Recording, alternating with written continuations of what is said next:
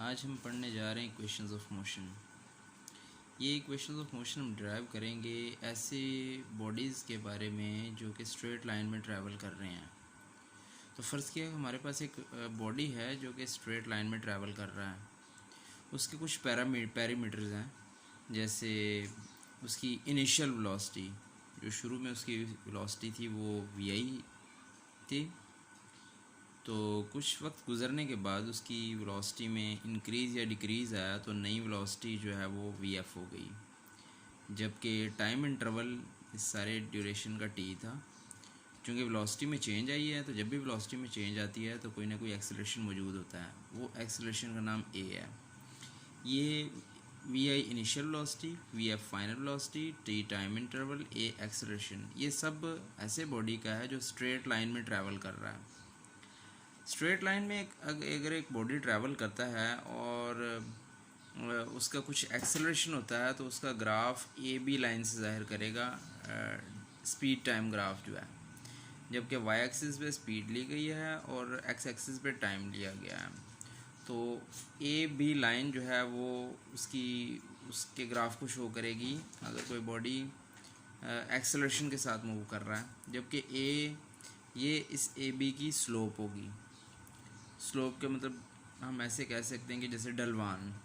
तो ये स्लोप क्या होती है कि y डिवाइडेड बाय x, तो y में आएगा BC डिवाइडेड बाय AC। तो ये जो है इस AB लाइन की स्लोप होगी और वो उस बॉडी की एक्सेलरेशन को जाहिर करता है। और एक्सेलरेशन क्या होता है? एक्सेलरेशन ये है कि जितना भी स्पीड में चेंज आ रहा है 1 सेकंड के अंदर वो एक्सेलरेशन है। अगर ये स्पीड टाइम ग्राफ की बात करें तो स्पीड टाइम ग्राफ का ये जो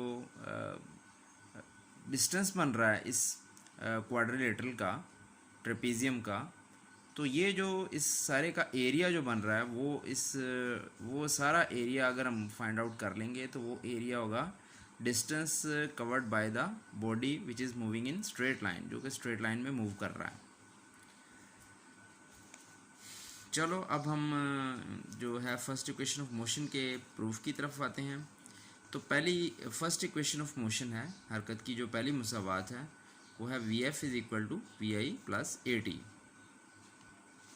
यहाँ पे हम यहीं से स्टार्ट कर लेते हैं स्लोप से, कि स्लोप क्या होता है? स्लोप एक्सेलरेशन होता है, ठीक है। Slope of line A B represent the acceleration of the moving body which is equal to B C divided by A C. तो ये स्लोप है, ए बी लाइन की जो स्लोप है वो B C divide by A B. B C की अगर value check करें, बी सी किसके इक्वल है? बी सी का ये जो लाइन सेगमेंट है ये टोटल होगा बी डी का लाइन सेगमेंट। ये इतने लाइन सेगमेंट में से बी डी के लाइन सेगमेंट में से सी डी का लाइन सेगमेंट माइनस कर दें तो बी सी का लाइन सेगमेंट की लेंथ आ जाती है।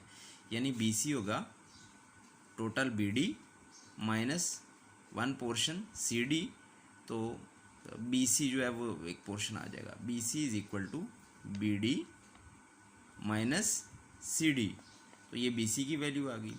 इसी तरह से ए सी की वैल्यू, ए सी लाइन उतनी ही है जितनी कि लाइन ओ डी है, तो इसका मतलब A C is equal to O D, और ओ डी की वैल्यू टाइम के इक्वल है जितना टाइम स्पेंड हुआ है।